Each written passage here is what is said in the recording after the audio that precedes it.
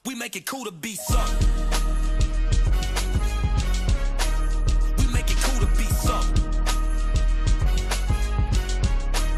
We make it cool to be something.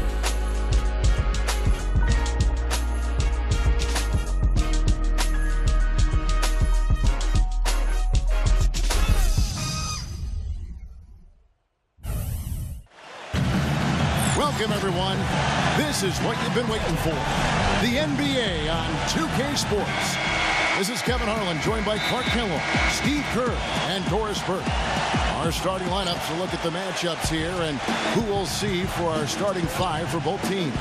And guys, what are we going to be looking for in this one from Shaq? Kevin, what I like about him is that he tends to get hot at the most opportune times. It doesn't matter if it's coming out of a halftime or out of a timeout. He just has a knack for heating up in a hurry. And you know what? He's a guy who will put some wood on you now. He'll throw his weight around. Bodying him up play after play can really wear you down. The Magic are looking to grab one here for the home fans in Orlando before heading out again. Wizards beat them last time when these two teams met in Washington. Yeah, you want to talk about a team that just couldn't get into a rhythm offensively. That was a really ugly game for them. Yeah, you know what? I wonder about the game plan, but really, it was more about a lack of execution than anything else. Scott can't get it to go. For the Washington Wizards, they come in off the loss to the Clippers. And one of the factors in that game was they just couldn't get to the foul line and get enough points from the free throw line to make a difference. And it gave those opposing fans a boost every time another foul shot clanked off the rim. They were letting them hear about that. And now let's check in with Damon Bruce, who's got an update for us. Damon? All right, Kevin, thanks so much. Let's take a look at the games from around the league that have already wrapped up. Brooklyn ends up with a loss to the Pacers in Indianapolis. And that wraps up things for us. Let's head on back out to Kevin, Steve, and Clark. Fellas, take it away. Thanks so much, Damon. Folks, make sure to catch Damon with the Sprint halftime report later on.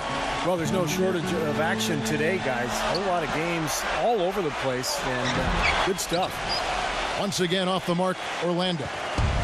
On defense, the Magic. They put up a nice win against the Bucks the last time out. I thought the way they attacked the rim and got into the paint was phenomenal. It seemed like after a while, the defense just kind of waved the white flag. That's exactly what will happen when a team continues to attack the goal and come away with layups. It demoralizes the defense. Hardaway, left side Anderson. Back to Hardaway. Just 5 on the clock. The Magic need to get a shot off here. Grant.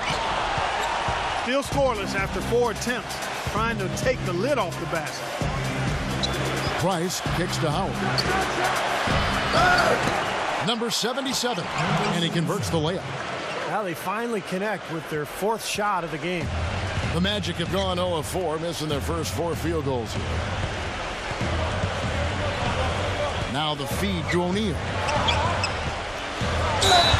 And he bangs it home with one hand. Stupendous rush to the rim and a mighty slam on the end of it. But through the teeth of some pretty soft D. I can't help but say that. Well, let's see how that impacts things here, because those kinds of plays sometimes can be game changers on both sides. That's good from O'Neal. First quarter of ball, almost 2.5 minutes in. A moment to check in with Doris Burke. Doris? Thank you, Kevin. The Magic head coach and I had a chance to talk just for a bit. He's looking to even the score in this season series with a win of their own.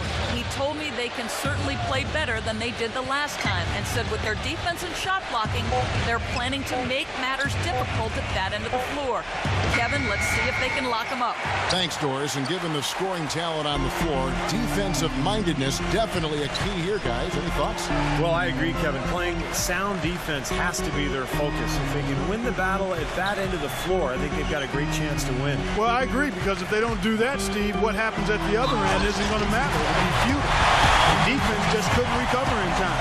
Yeah, the D pretty much went brain neutral on that one, Clark. Wouldn't Yes, you? sir. I like that phrase. Yeah, I don't use that phrase very often, but to me, that's what happened. He shifted the brain into neutral. Yes, he did. That was embarrassing.